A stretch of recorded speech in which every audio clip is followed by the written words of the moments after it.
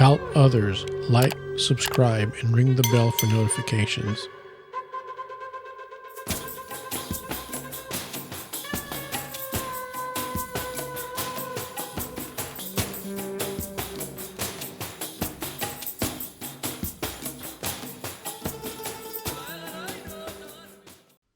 Okay.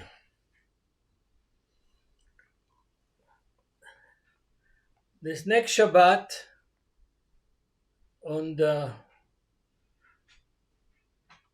17th of the month, we will be reading from the first Torah reading from the book of Exodus. Exodus in Hebrew is called Shemot. Exodus doesn't mean Shemot. Shemot means the names. And because the first verse of the book of Exodus is talking about the names of the children of Jacob that came down to Egypt with him. That first verse of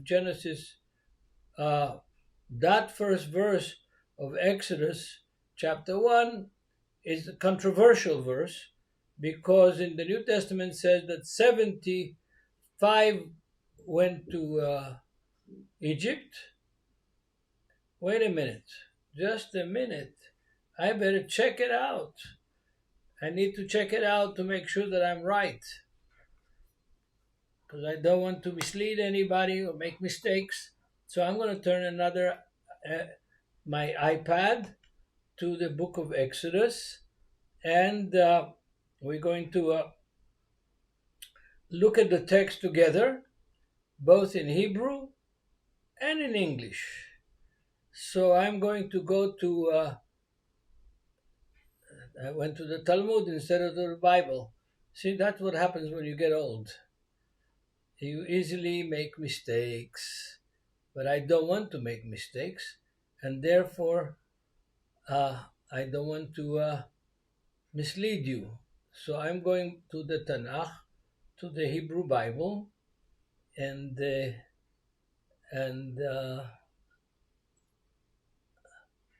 going to go to the Hebrew Bible and go to Genesis, the last chapter of Genesis 50, and read the last verses of Genesis 50 from verse 4 and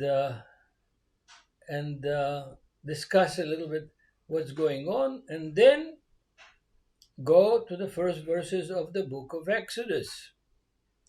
So I'm going to read from chapter 50 from verse 7. So Joseph went up to bury his father.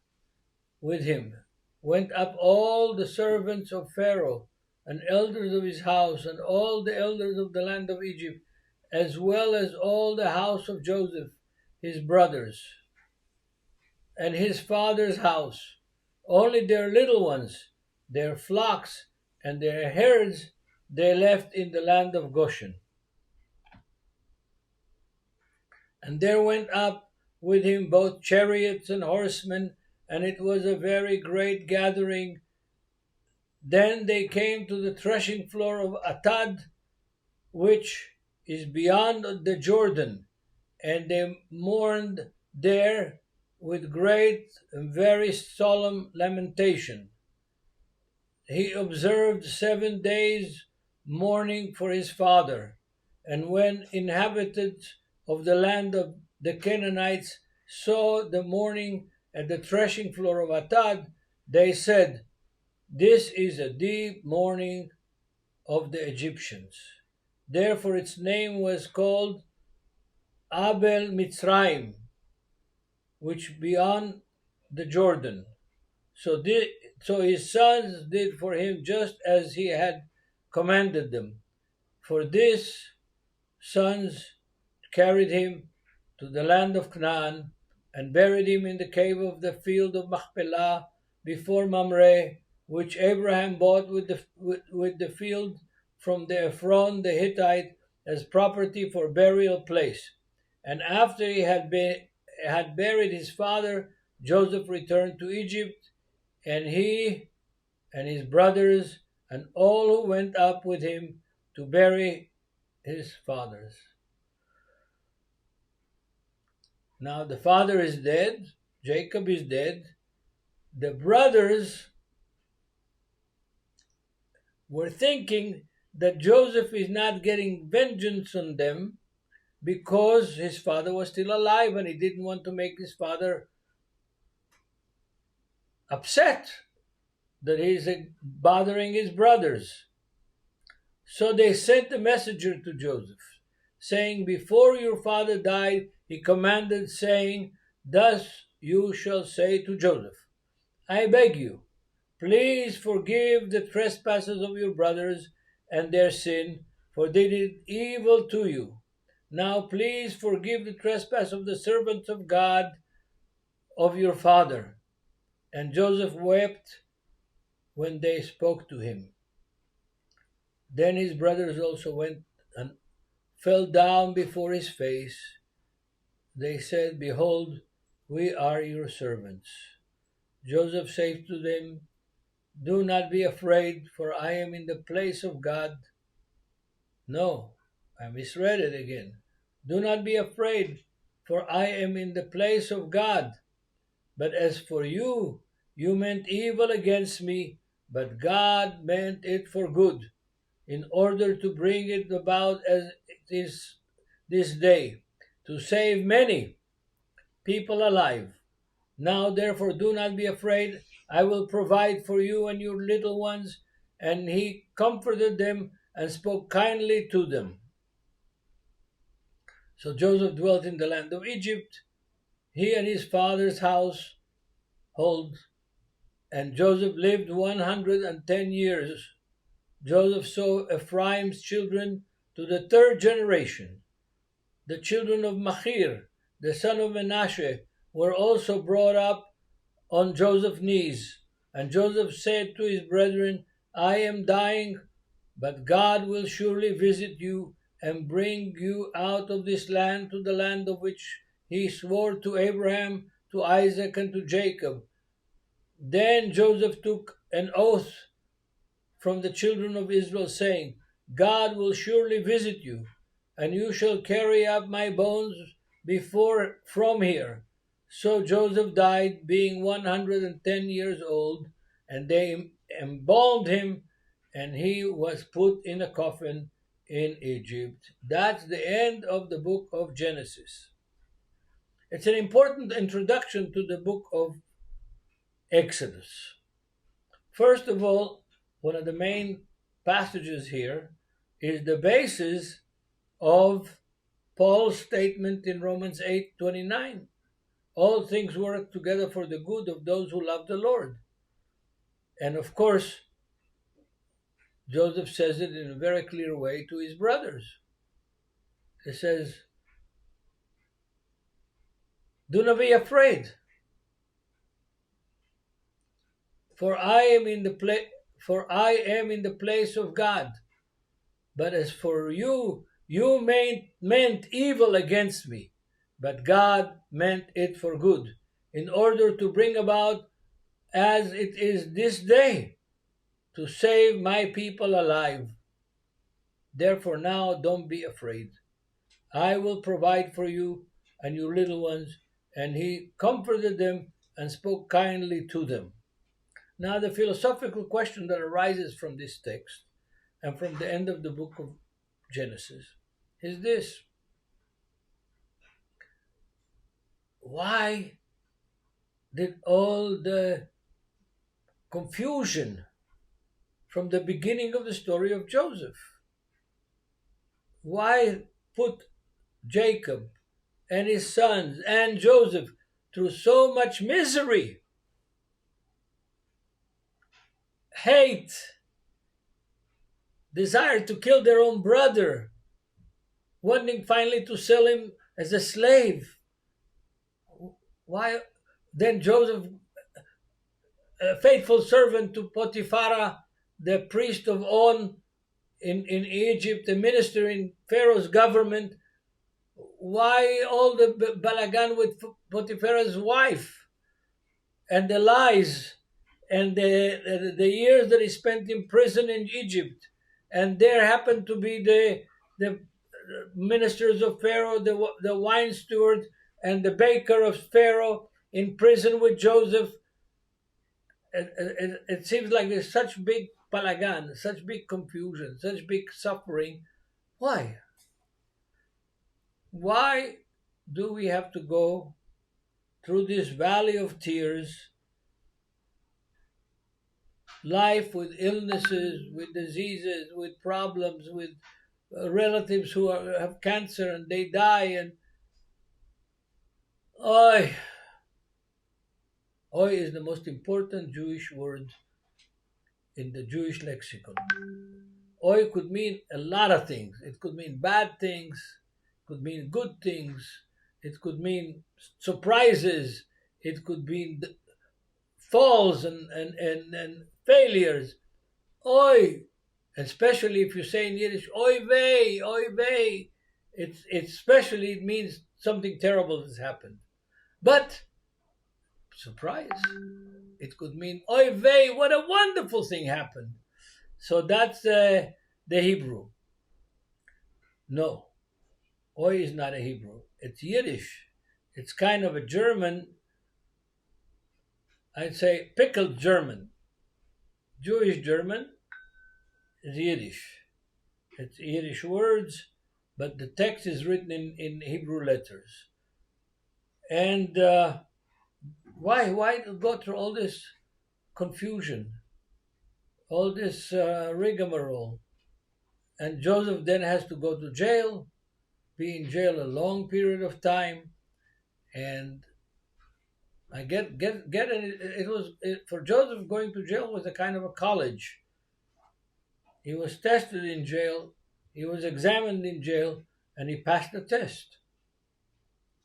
He passed the test and gave a good answer, a good interpretation of the dream that the baker and the wine steward of Pharaoh were in jail. He gave them a good prophetic interpretation of what is going to happen to them. One is going to die, and the other one is going to be return and be a minister in Pharaoh's palace. So we go from there to the death of Joseph. Joseph dies.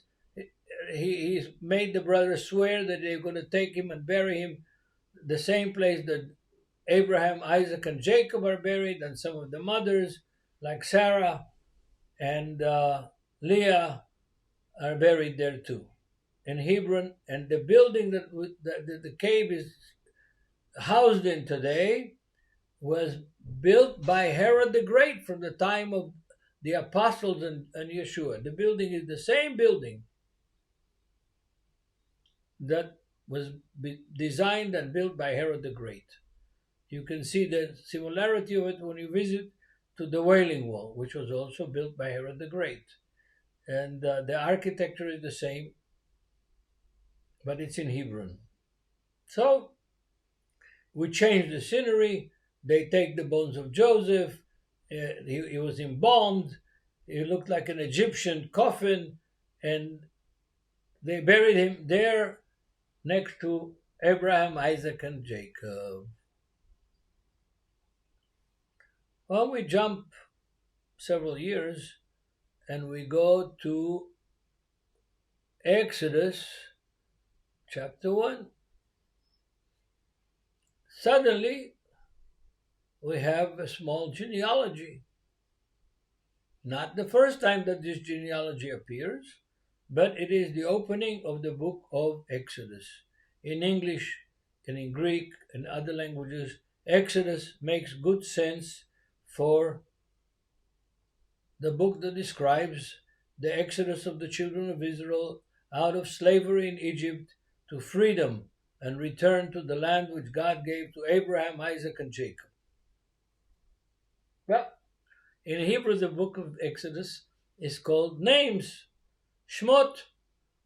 Shem is a name, Shemot is names in plural. And that's how the book of Exodus starts. Now, these are the names of the children of Israel who came to Egypt. Each man and his household came with Jacob. Reuben, Simon, Levi, Judah, Issachar, Zebulun, Benjamin, Dan, Naphtali, Gad, and Asher. All these who were descendants of Jacob were 70 persons, for Joseph was in Egypt already. But in the New Testament, we read that there were 75 people. Numerical discrepancy. There are scores of explanations why it's not really a discrepancy, and it is there was Joseph and his wife and his son, and they weren't counted in that. So the New Testament added them to the list. All kinds of explanations, and I will say it this way: as a Bible student from an early age, numerical discrepancies are nothing new to the Bible. They're between the New Testament and the New Testament, sometimes between the New Testament and the Old Testament, like in this case, and there are discrepancies in the name of the Levites in the book of Numbers, and then the number of the Levites of the different tribes. There is always problems because this text has passed from scribe to scribe, from hand to hand, and if some scribe in the first century BC, his wife came and said, "Hey, John, you want a cup of tea?" He lifted his eyes from the scroll, and then he landed his eyes on another line. And we have lots of examples like this. So, yes, the Word of God and the Spirit of God are perfect, but they're also a test of our intelligence and a test of our dedication. And if we allow a discrepancy, like they were, the New Testament 75 souls, the book of Exodus says 70. If we allow this discrepancy to shake up our faith, something is wrong with us. That means we know we know the Bible, but we don't know God. That's what it means. Because if we know God, we can ask ourselves, what is God trying to teach us by this discrepancy? And I think that what God is trying to teach us from the Bible, one of the big lessons is that we believe in the Spirit of God more than we believe in something that passed thousands of hands of scribes that copied it by hand and easily would have made a mistake here and a mistake there. But the total is not a mistake. I think that sometimes God tests us to see where our faith is. Is it in the text or is it in Him? Our trust is in the text, 100%. And we see in the text the tests that the text provides to us in order to make sure that we're not picky and not upset by something that is so trivial as the discrepancy in a number from 70 to 75, from 75 to 70. I don't know in which direction it went, but the truth is there. It's there. The New Testament says 75. The book of Exodus says 70. Yes, okay. You know what? I say to myself, I'm going to wait till I meet Joseph and the 12 tribes, sit around wiping hummus, eating shawarma, maybe a little bit of cup of arak down in the gardens of Eden, and have fellowship with my long, old family. Yep.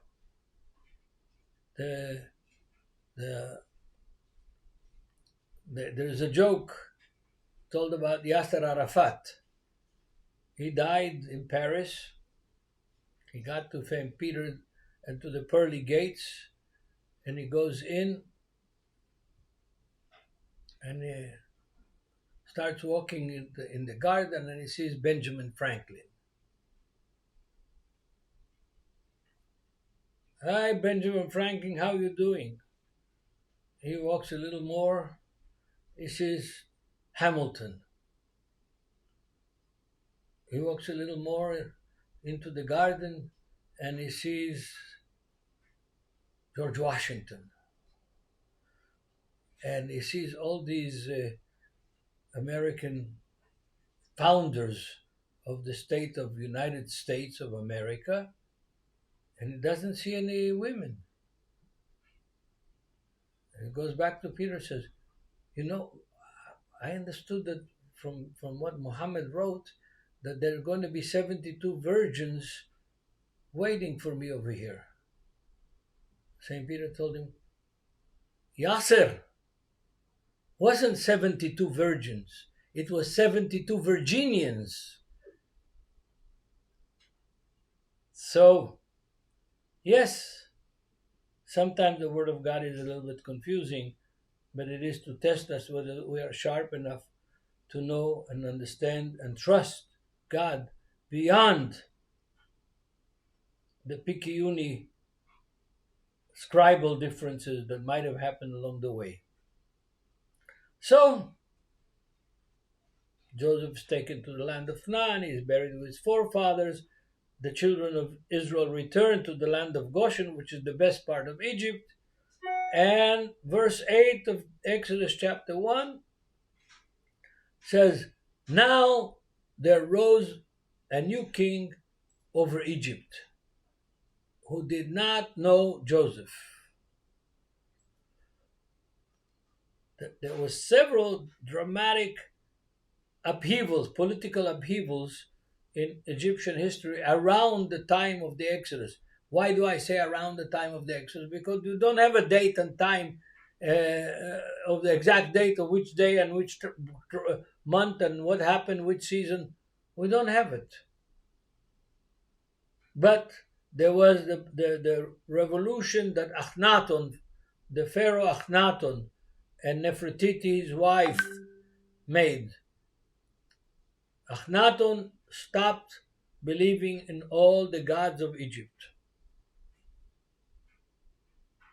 and became a believer in one God. It was not Jehovah. It was not the God of Abraham, Isaac, and Jacob, but it was the sun God.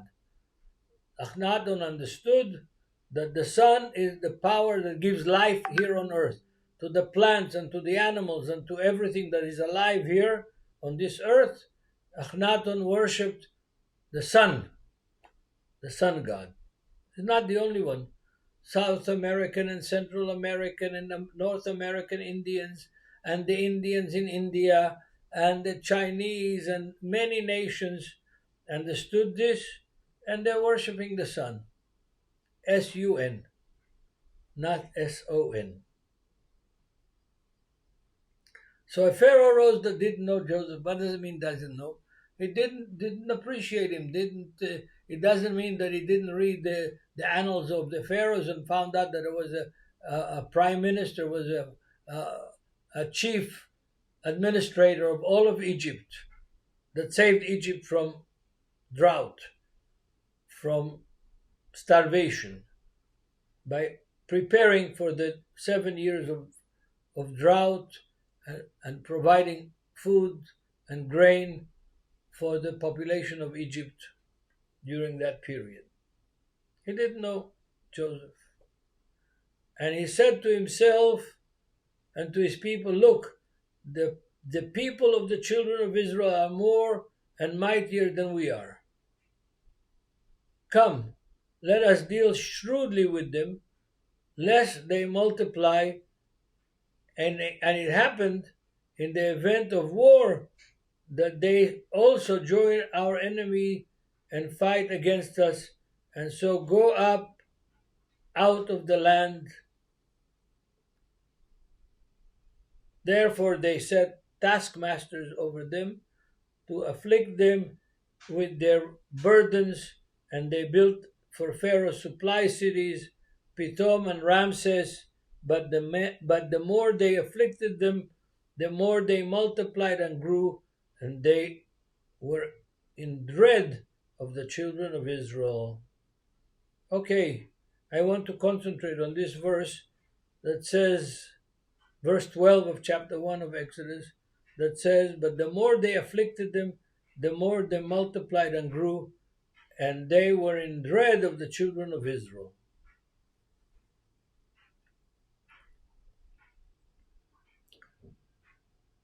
What does it mean? The more the children of Israel were successful,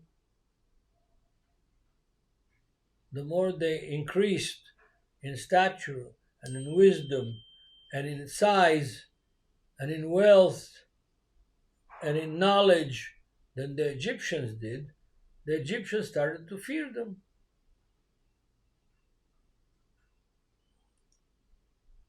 This is the first time we read this paradigm.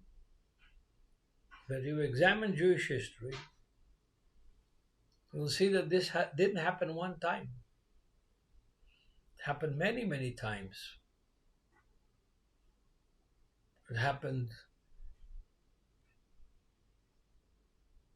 in Spain and Portugal, and in this Arab empire that was from the Atlantic Ocean all the way to the Pacific Ocean in the 1040 parallel, where most of the Muslims of the world live up to date, even up to date, which is around the Mediterranean, North Africa, and goes on to Asia, Saudi Arabia, Asia, south of Iran, then Pakistan, Afghanistan, and all the stans all the way to Kyrgyzstan and Kazakhstan, Muslim countries, until this very day.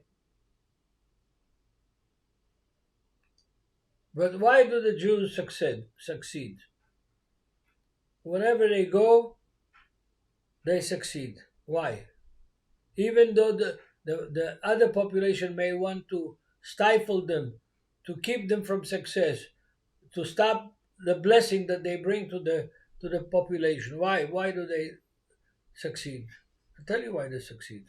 Because they're the only nation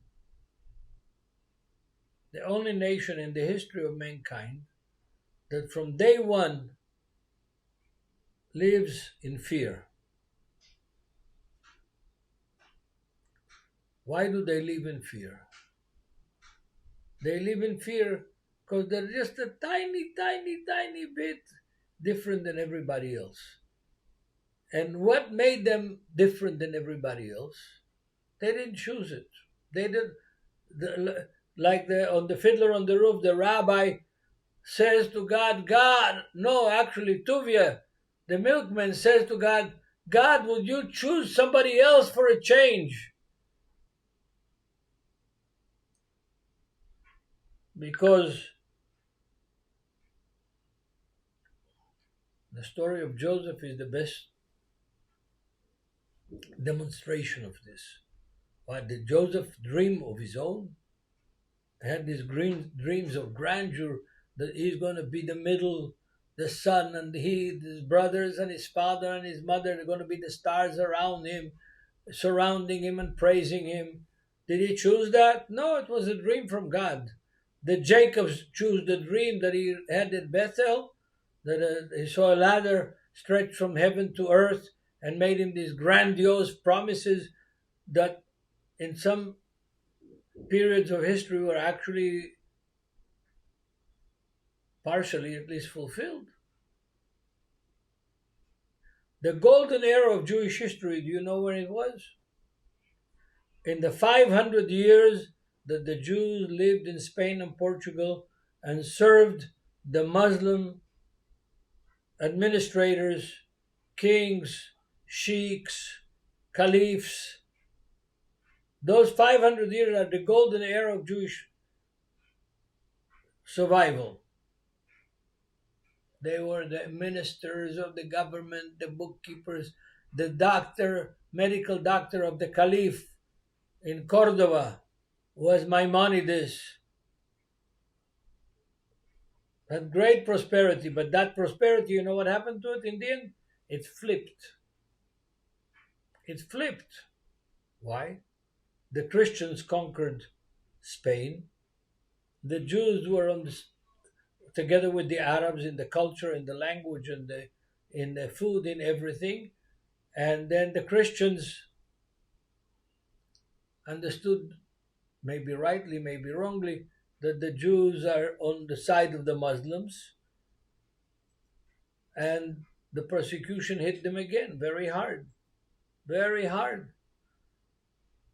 The Inquisition started in 1472 and ended in 1821. Calculate how many years it is. Hundreds of years. And they paid dearly for their success. Yeah. My father used to say a Jew shouldn't do two things, two professions. He shouldn't be a politician, and he shouldn't be a banker.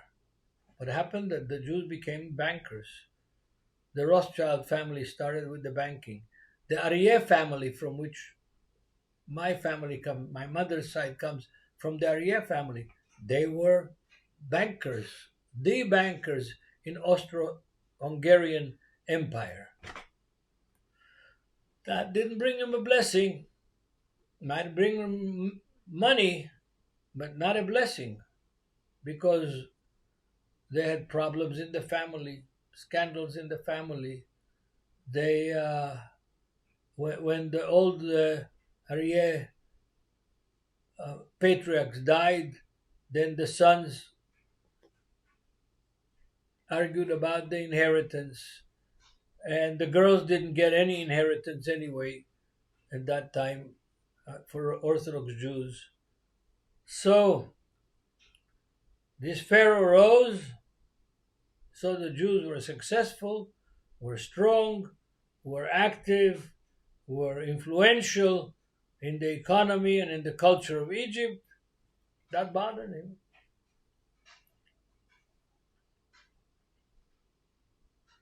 He put them to work, made them, instead of bankers and insurance company owners, made them become builders of pyramids and walls and gates. The cities of Pitom and Ramses. I been to Egypt many times, visited a lot of Egypt. I still don't know exactly where is Pitom and where is Ramses. Ramses is the name of one of the famous pharaohs, but I don't know that anybody has ever pinpointed scientifically the cities of Pitom and Ramses. It's possible, according to one Egyptian archaeologist, that was my guide one time when I went to Egypt. It's possible that they're not talking about cities, that they're talking about cities of the dead, cemeteries, mastabas in Egyptian, of Pitom and Ramses. Possible. In Saqqara, or south of Saqqara, where there are the tombs of Ramses II and other pharaohs too. So I don't know for sure. I've read. I'm not convinced by what I've read that whoever wrote it knew exactly where is Pitom and where is Ramses. I'm not sure. Okay, then the king of Egypt in verse 15 of chapter 1 spoke to the Hebrew midwives, of whom the name of one was Shifra and the name of the other is Puah. And he said, when you do the duties of a midwife for the Hebrew women and see them on birth stools, if it is a son, then you shall kill him. But if it is a daughter, then she shall live. But the midwives feared God. I would say feared God more than they feared Pharaoh.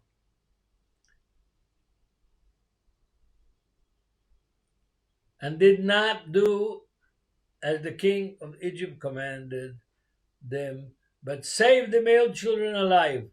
So the king of Egypt called for the midwives and said to them, Why have you done this thing? And saved the male children alive. And the midwives said to Pharaoh, Because the wives of the Hebrews are not like the Egyptian women, for they are lively and give birth before the midwives come to them. Therefore God dealt well with the midwives, and the people multiplied and grew very mighty. And so it was, because the midwives fear God, then he provided households for them. Verse 22 of chapter 1, Pharaoh commanded all his people, saying, Every son who is born you shall cast into the river, and every daughter you should save alive. The question that arises logically is, why save the daughters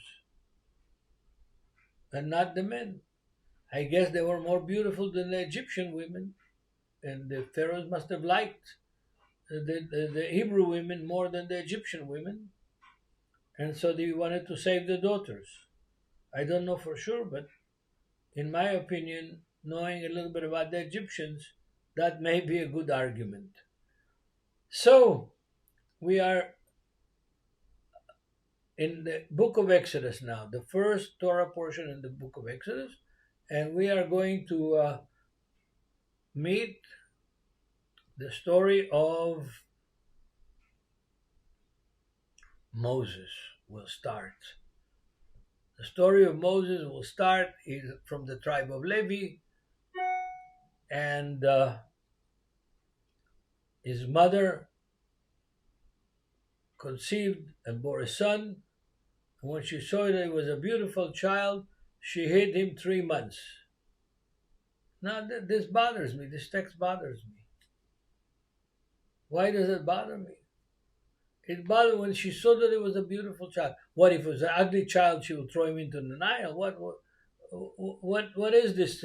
He was a beautiful child. Every baby that I've seen was a beautiful baby. I have never seen an ugly baby. They become uglier when they grow up. That's what happens. Every baby I've seen is beautiful. What? I never changed a diaper, so I don't know that side of the baby. But his face, his hands, pudgy, a little bit fat, with good cheeks to pinch. When the Yuda, Bachana, Daniel, and the other kids that born and grew up in Netivyah, when I passed by them, some of them will. Why? Because I always came and said, "You are sweet! You are sweet!" Till today, there are some of them that are grown up, much bigger, taller, stronger than me. Till today, some of them, when I get too close to them, they go like that, but reflex. They know I'm going to pinch their cheek and say they're sweet and cute and beautiful. So, the babies were saved. The male babies were saved by these two midwives. Now, there is a big debate about this midwife. Were they Hebrew midwives, or were they Egyptian midwives serving the Hebrews? The text doesn't make it clear. I believe by their names that they were not Hebrew, they were Egyptians. Pharaoh would not have put Hebrew women to kill the Hebrew children. They were Egyptians. The names are Egyptians. But notice, here is a very important point. These Egyptian women had conscience, had morals, had gumption, had courage to disobey the command of the Pharaoh, who was a god in Egypt. Why? Because they knew what is right instinctively. without knowing the Torah, without having a revelation from God, instinctively knew it's wrong for us to kill innocent babies.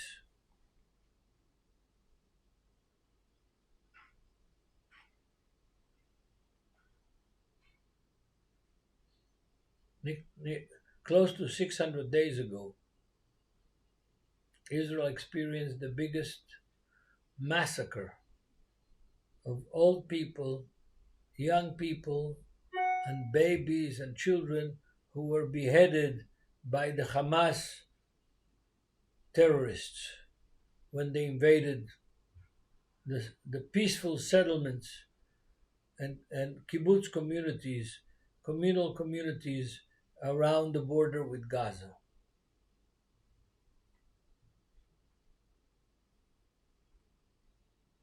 Of course, we're still fighting this war. We're not at the end of the war yet. But the atrocities that happen when you kill innocent babies are written in the book that God holds account of each one of us. As it says in the Torah and in the New Testament, you've got a book that God is a bookkeeper. He keeps tabs on us. The women probably had a whiff of that, and Egyptian mythology has this concept as well, like the Jews, that we are weighed on the scales after our death and decide whether we go to the good place or the bad place.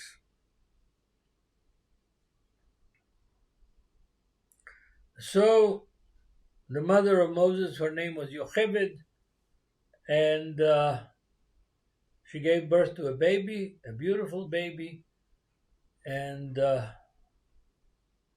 midwives didn't kill him, but you couldn't keep him at home because he would cry, and so she decides to put him in a floatable papyrus made basket that covered with pitch to keep it afloat in the Nile, and puts him out in the river. The river Nile is very big and it flows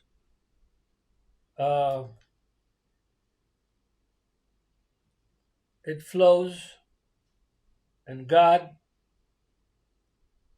saved that baby. God saved that baby. And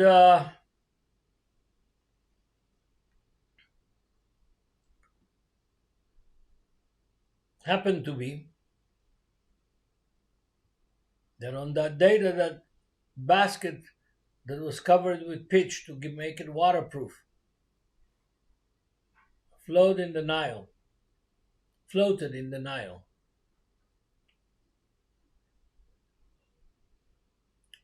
Pharaoh's daughter and her maidens happened to go to the Nile River to take a bath, to splash around the water, and to enjoy cooling down in a hot day of the Egyptian sun.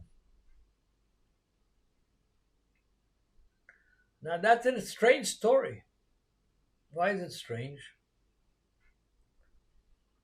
Because if we read the text exactly, Pharaoh's daughter went into the water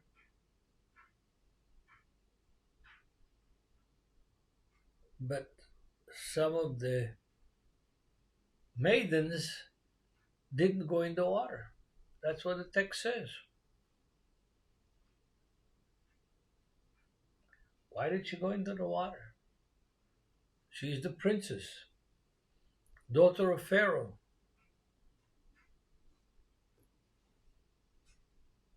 The text says in verse 5 of chapter 2, then the daughter of Pharaoh came down to bathe at the river, and her maidens walked along the riverside. They didn't go in the water. That's strange. She has maids to come to play in the water together to help her bathe. No, they stayed out of the water. One more thing happens. When she sees the baby, the princess of Egypt that grew in the palace sees the baby and says, "This is a Hebrew baby." How do you know that it's a Hebrew? Have you ever seen a Hebrew baby? You're an Egyptian princess living in the palace. So what does this text reveal to us? That before she went into the water, she went for one purpose only, and that is for purification. Otherwise, what her maids, why wouldn't they go and help her bathe? She went in there for purification. Why did she go into purification? Because she already knew what a Hebrew baby looks like, what kind of clothes he has, what kind of diapers he wears. And one more thing, the baby was not brand new baby. He was there already for a period with his mother, and his mother started to worry that he's going to cry and reveal, and the Egyptian military will come and kill the whole family. That means that the Pharaoh's daughter was already in the process, at least in the process of converting from the gods of Egypt to the God that created this world, to the God of Abraham, Isaac, and Jacob. She was already familiar with it. That's why she went in the water not to play, but for purification from the period of her, for the time of her month, as they say in Hebrew. That's why the maidens didn't go in the water. And that's why she already knew these laws and the Hebrew laws and recognized the Hebrew baby. I don't know if that's rabbinical speculation, but to me it makes sense.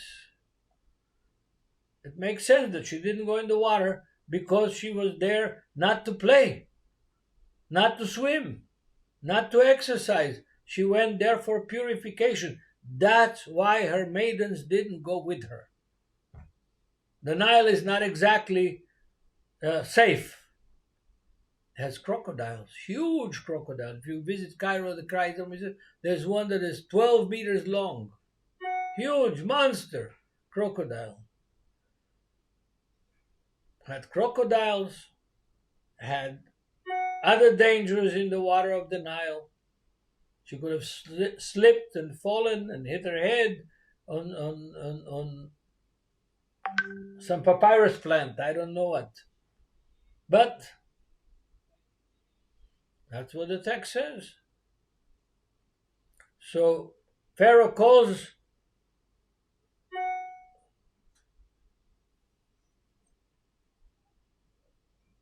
the midwives, and they saved the male child against his command. But the girls were free. They weren't condemned, they weren't killed, they weren't drowned, they weren't. Only the male children were. So the sister of Moses, when Yocheved, the mother, floated the basket with the pitch, waterproof basket into the Nile, she wanted to know where it's going and what's going to happen to it. So she put Miriam, the older sister of Moses, to watch the basket. And Miriam sees that the daughter of Pharaoh pulls out the basket. And that the maids of the daughter of Pharaoh took the basket with them when they returned to the palace.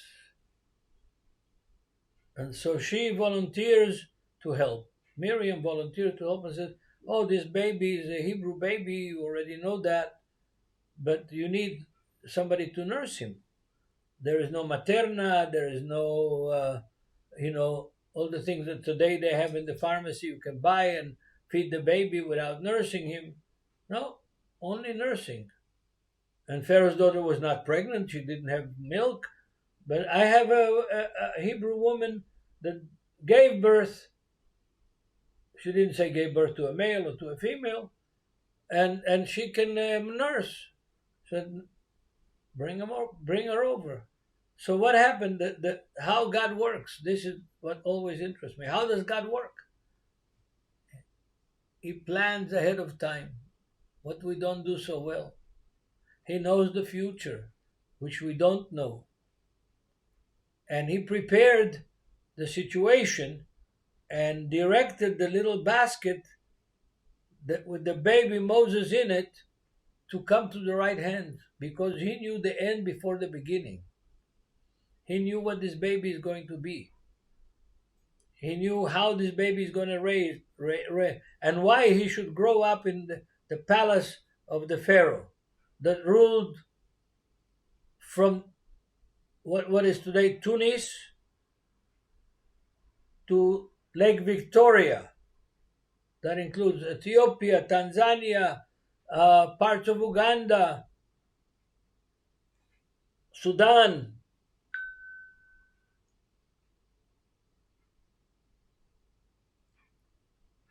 Huge empire.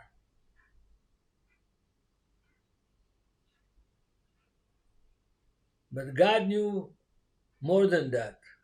That Pharaoh's empire is like putty in the hand of a sculptor, clay in the hand of a sculptor.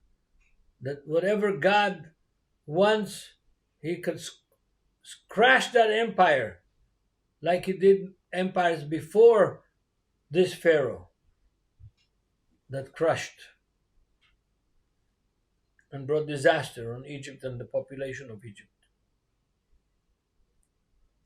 God is in control. This is the lesson that I learned from this first Torah portion of the book of Exodus. God is in control of every element, of every detail that is we read about in these chapters. Why did God let a lamb to get away from the flock and run up the mountain to where there is a burning bush? Without that burning bush, Moses wouldn't have gone up there and wouldn't have seen the vision of God and wouldn't have been commissioned to be the deliverer and savior of Israel from slavery. We are very, like in the book of Psalms, in one of the Psalms it says, God looks at us as grasshoppers in this world, as grasshoppers.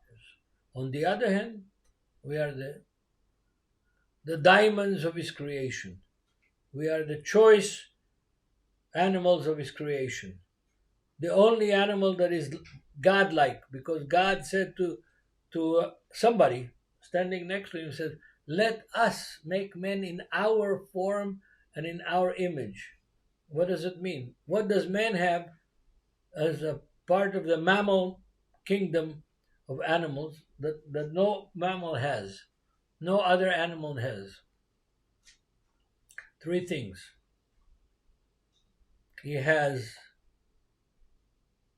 the ability to imagine, the imaginative faculty.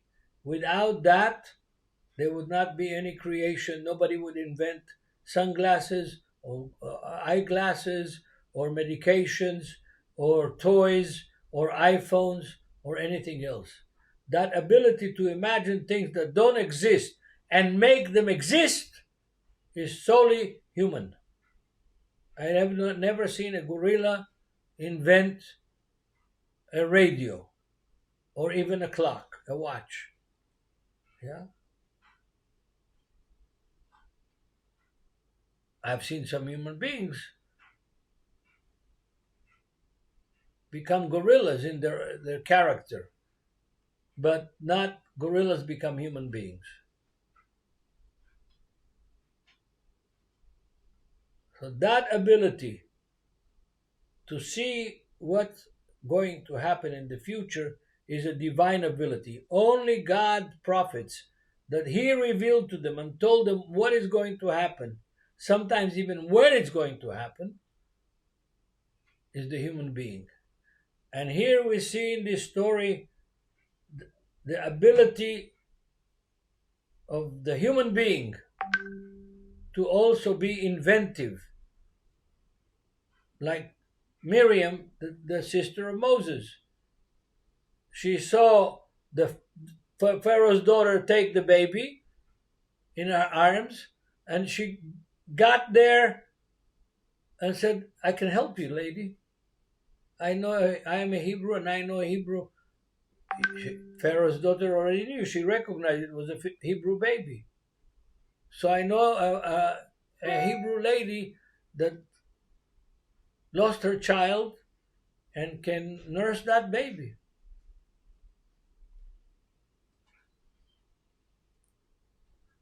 She was a good salesman. She sold the idea to Pharaoh's daughter, and Pharaoh's daughter said, "Bring that lady."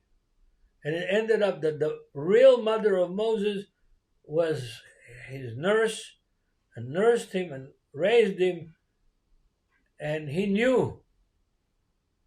That's what the next chapter, verse 10, I think, of chapter 2 tells us. The same chapter, verse 10. And the child grew, and she brought him to Pharaoh's daughter and became her son, and she called his name Moses. It's an Egyptian name, it's not a Hebrew name. Mo in Egyptian is water. Ses means like Ramses. Ramses is the son of Ra, the chief god of the Egyptian pantheon. Moses is the son of water because he was taken from the water. So she brings him up, and no doubt, Moses knew that he is a Hebrew. So when he sees in verse 11 of chapter 2, when he sees an Egyptian taskmaster beating harshly a Hebrew, one of his brethren, the text says clearly, a Hebrew, one of his brethren.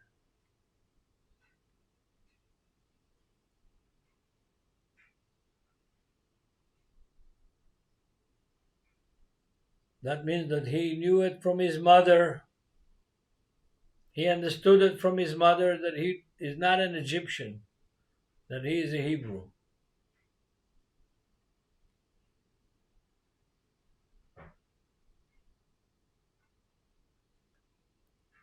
It's important.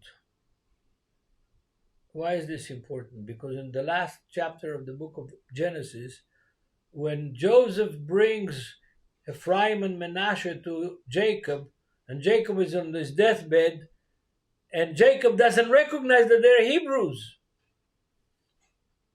He doesn't recognize that they're children of Joseph.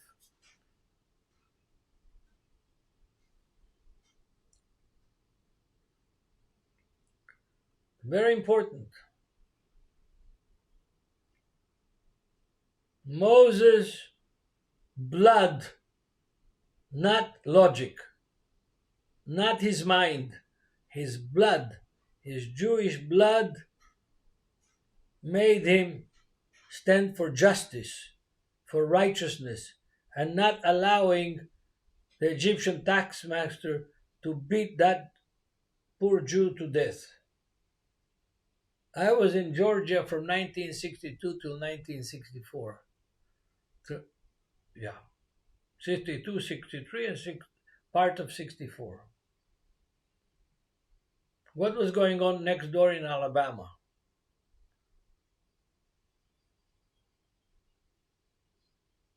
Dr. Martin Luther King and some of the people of the NAACP and George Wallace, the governor of Alabama, and the police of Alabama were like that Egyptian taskmaster, beating up innocent people because of their color, preventing them from going to school, persecuting them, like the Jews have been persecuted for thousands of years. But Moses saw that internal identity, which maybe he wasn't even aware of. That internal identity boiled up inside of him. Boiled up inside of him. Yes. So he rises up and he kills the Egyptian taskmaster.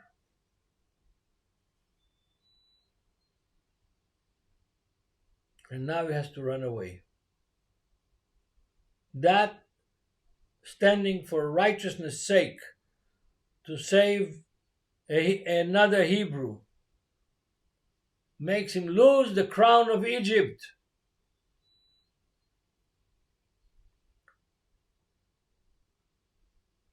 Give up the crown of Egypt. The princehood. Help others, like, subscribe, and ring the bell for notifications.